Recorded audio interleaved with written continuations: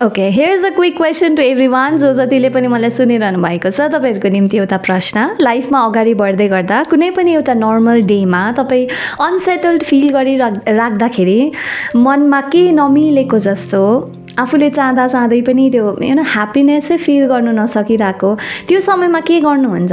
It's not that kind of sadness के हो, तर आफूलाई मैले जीवनमा जे पनि चोइसेस मैले लिएको छु, मैले जे पनि लाइफमा यो मोमेन्टमा गरिरहेको छु त्यो मोमेन्टमा चाहिँ नि मैले like did I take the right decision, is like am I still worthy भन्ने जुन फिलिङ्स कोही बेला हामी भित्र आउँछ नि, आफूलाई सेल्फ डाउट हुन्छ नि, मैले जे गरिरहेको छु त्यो ठिक गरिनँ, आफ्नो लाइफ चोइसेसमा पुरा बेसी क्वेसन गर्छौँ नि। त्यो समयमा अब त्यो फेजदेखि बाहिर त निस्किनु पर्यो नि त, त्यहीँ अड्केर त भएन। अन्त त्यो समयमा चाहिँ ब्याक टु द ट्र्याक आउनुको लागि चाहिँ कुन कुराले आफूलाई मोटिभेट गराउनुहुन्छ तपाईहरूले? How do you get back to feeling happy and feeling worthy again at times when you just feel low?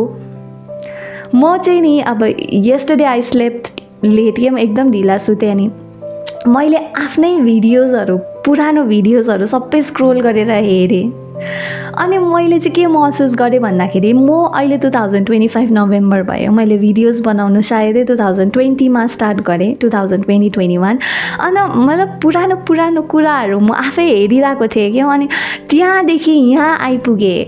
यत्रो धेरै बाटो बनियो नि त, अन्त त्यो बाटो मैले आफै बनाउँदै आएँ। कतिवटा अडचनहरू पनि आएको थियो, कतिवटा lively moments, happy moments, we all have it नि त। मैले यो किन भन्दैछु भन्दाखेरि चाहिँ जस्ट काउन्ट योर ब्लेसिङ्स क्या हो, यु आर भेरी स्पेसल। तपाईँले जे गरिरहनु भएको छ, जस्तो गरिरहनु भएको छ, it is taking you somewhere. It's just that आफूमाथि जुन विश्वास छ त्यो विश्वासलाई चाहिँ कहिले पनि नगुमाउनुहोस्। इट्स लाइक तपाईको इन्टर्नल वर्ल्डमा तपाईँले के गरिरहनु भएको छ, सपना सबैजनाले सजाएका हुन्छौँ होइन, किन चाहिँ सजाएको हुँदैनौँ र? तर हाम्रो समाजमा चाहिँ मान्छेहरू कस्तो छन् भन्दाखेरि चाहिँ मैले जे गरिरहेको छु they don't know about it and they just question कि मैले यो किन गरेँ, त्यो किन गरिनँ। And it is just limited to what they can think. त्यही कारणले गर्दाखेरि अरू मान्छेले तपाईँलाई होच्याए पनि उनीहरूको इन्टेन्सन हामीले त्यो रिड गर्न सक्छौँ कि आई फिल द्याट एनर्जी कि यो मान्छेले मलाई किन सोध्दैछ, के कुन सन्दर्भमा चाहिँ यसले मेरोबाट इन्फर्मेसन एक्सट्र्याक्ट गर्नु खोज्दैछ, या उसले मलाई निचा देखाउनु खोज्दैछ, या जे पनि।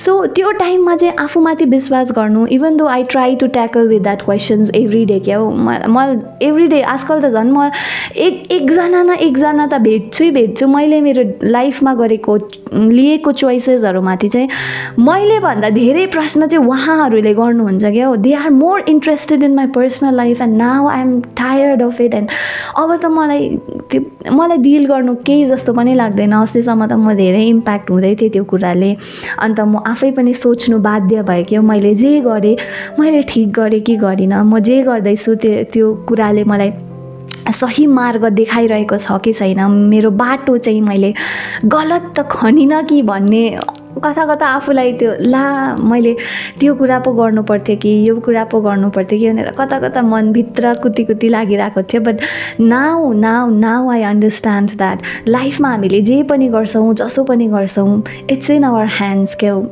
नो म्याटर तपाईँ कहीँ स्टक फिल गरिरहनु भएको छ भने पनि तपाईँले आफूमाथि गरेको विश्वास सबैभन्दा ठुलो, आफूलाई गरेको माया, आफूलाई गरेको विश्वास, it is worth it.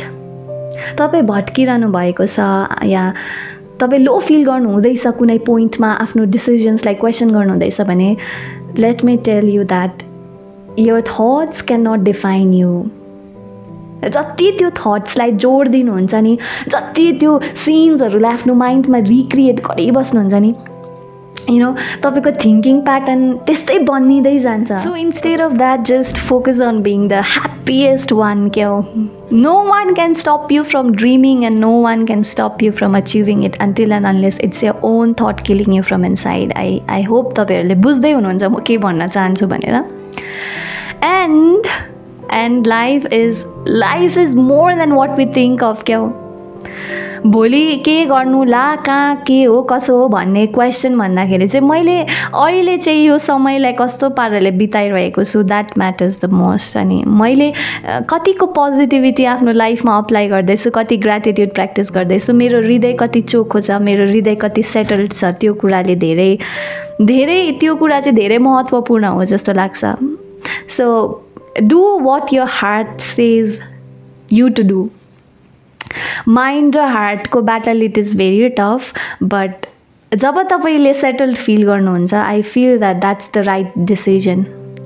I know logic and rationality is important, but feelings are important too, if you know what I mean. So keep dreaming, keep working hard to make your dream a reality, and be yourself, glow, stay happy, and that's it. I hope मैले जे पनि बोले कसैको मन दुखाए भने सायदै त्यो कुरामा अल्झिएर तपाईँहरू नै बसिराख्नु भएको होला। जीवन त बगेको खोला जस्तै हो, अनि मेरो शब्दहरू पनि बगिरहेको छ निरन्तर रूपमा, अनि बगि नै रहनेछ। आज मैले जे फिल गरिरहेको छु भोलि मेरो फिलिङ्स त्यही हुन पनि सक्छ, नहुन पनि सक्छ। हामी सबैजना इन्डिभिजुअली डिफ्रेन्ट वेमा सेप भएका छौँ, अनि जति सक्दो आज म के सिक्न सक्छु अनि त्यो सिकेको कुराले भोलि त्यो सिकेको कुरा कसरी अप्लाई गरौँ हो त्यो कुरामा म धेरै फोकस गर्छु instead of what has happen yesterday.